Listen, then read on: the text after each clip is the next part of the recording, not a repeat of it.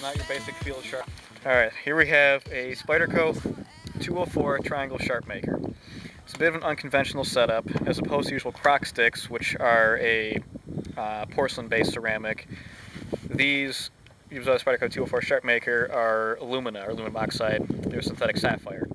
One of the few sharpeners in the world that will actually sharpen tool steel without chipping. In some cases, they'll even be able to sharpen glass as well as zirconium oxide, which is your most common ceramic kitchen knife blade. So all now, where do you find that in the woods? In your pocket. Oh, it's all over. You gotta dig, you know, in the ground, but they are like all over. You have to build a factory and manufacture it. You know, well, technically, if you want to make the stones, you go find some aluminum laying around, douse it in mercury, and away you go. DPA loves to hear that, but it works. So all of the stones, if you want to call them that, are three-sided.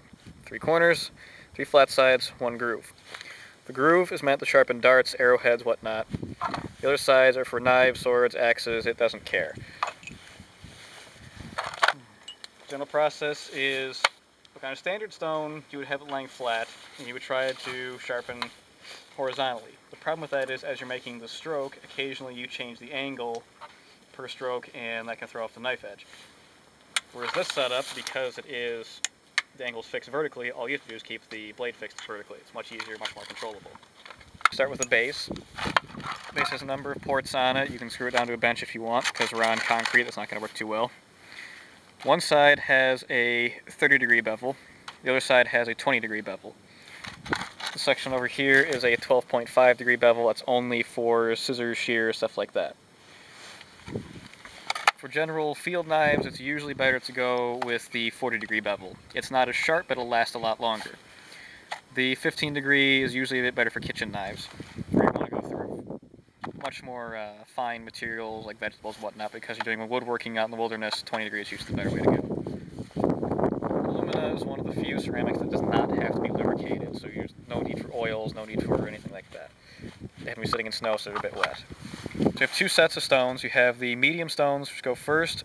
I don't remember the grit off the top of my head, but it's in the manual somewhere. So the general rule is 40 strokes per side on the corners of the medium. Stones out. 40 strokes per side on the flats. Then swap those out for the fine stones. The fine stones are even less coarse, obviously. Another 40 strokes only on the flats. The corners, you don't. I'm sorry, only on the corners, not the flats. If you use the flats, you're basically wasting your time because you can destroy the knife edge pretty quickly that way.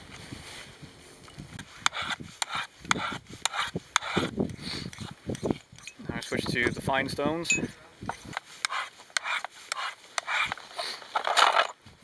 Really want to do this incredibly overkill, you can also strap it. I'm holding that ring, please. Strapping is not always necessary, but it does kind of help. Strapping is done from, you have the cutting edge trailing instead of cutting edge leading on a sharpener. What this ends up doing is when you're sharpening, you're pulling metal away from the cutting edge. When you're strapping, you're taking the burr that's formed and you're actually drawing it down to a much finer point.